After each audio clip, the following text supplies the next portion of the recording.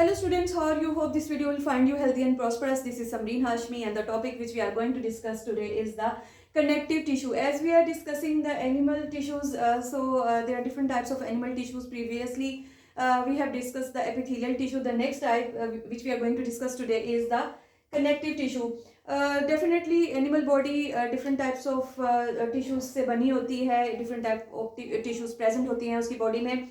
First one जो हमने discuss की थी वो एपिथेलियल टिश्यू थी और अब आज जो हम डिस्कस करेंगे वो है कनेक्टिव टिश्यू. अब जो है डिफरेंट टर्म्स या नेम्स किसी भी चीज़ के लिए अगर यूज़ होते हैं तो उसका डेफिनेटली कोई ना कोई मीनिंग होता है. अब अगर हम कनेक्टिव टिश्यू यूज़ करते हैं नेम या टर्म तो इट मीन्स इसका क्या काम होगा, ये कनेक्ट करेगा डिफरेंट बॉडी ऑर्गन्स को, बॉडी पार्ट्स को, उनको लिंक करेगा, उन्हें सपोर्ट करेगा, उन्हें कुशन करेगा, उन्हें प्रोटेक्ट करेगा या प्रोटेक्शन देगा. तो इस वजह से कनेक्टिव टिश्यू कहा जाता है. अब मेनली इसकी कंपोजिशन की तरफ हम देखते हैं तो कनेक्टिव टिश्यू में सेल्स जो हैं वो डेंसली पैक्ड नहीं होते.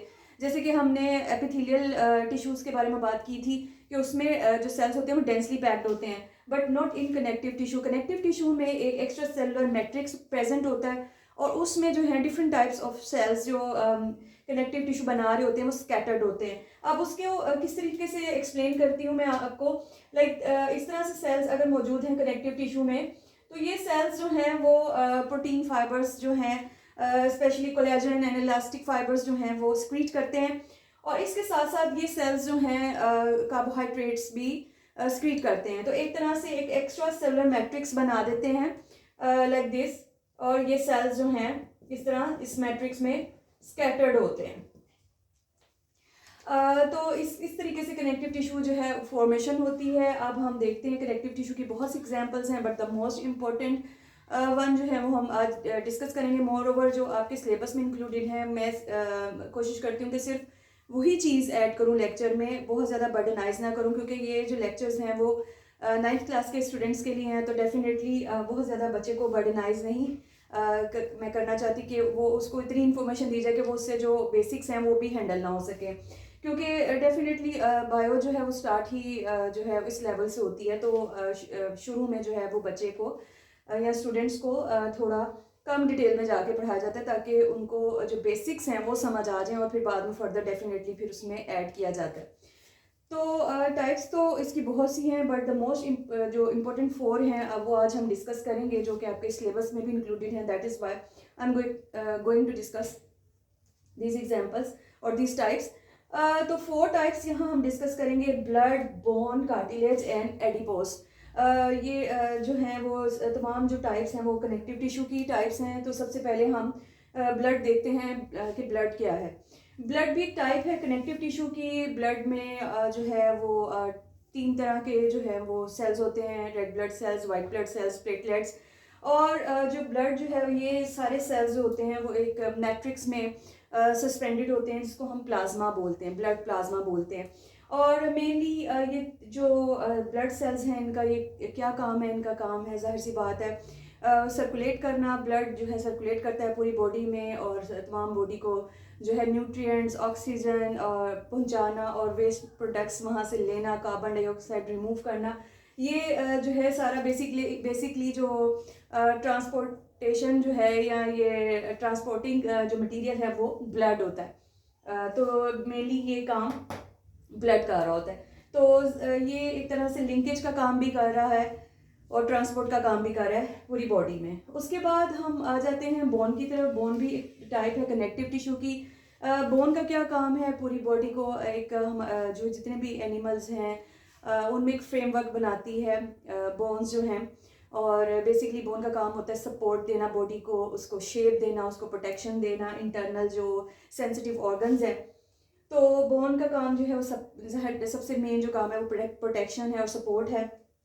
बोन्स के जो सेल्स होते हैं वो भी सस्पेंडेड होते हैं हार्ड मैट्रिक्स में, यानी लिक्विड जो पार्ट होता है उसे हम हार्ड मैट्रिक्स बोलते हैं. ये हार्ड मैट्रिक्स जो है वो कंपाउंड्स होते हैं बेसिकली कैल्शियम के, फॉस्फोरस के, और बोन सेल्स जो हैं वो उसमें सस्पेंडेड होते हैं. और बोन सेल्स या ऑस्टियोसाइट्स भी इनको कहते हैं.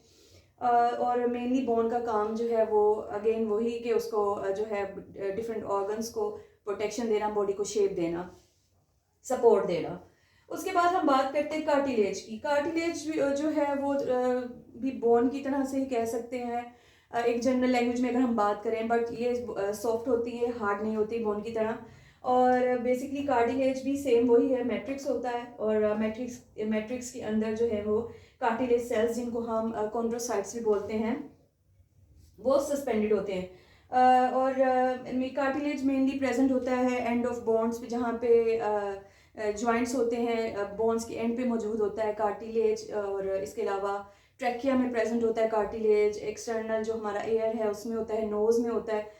तो मेनली इसका काम भी सेम वही है, सपोर्ट करना, फ्लेक्सिबिलिटी देना। और ट्रैकिया में ये सी शेप्ड कार्टिलेज रिंग्स होते हैं, और उसका काम ये होता है कि ट्रैकिया को या रेस्पिरेटरी ट्रैक को ओपन रखना।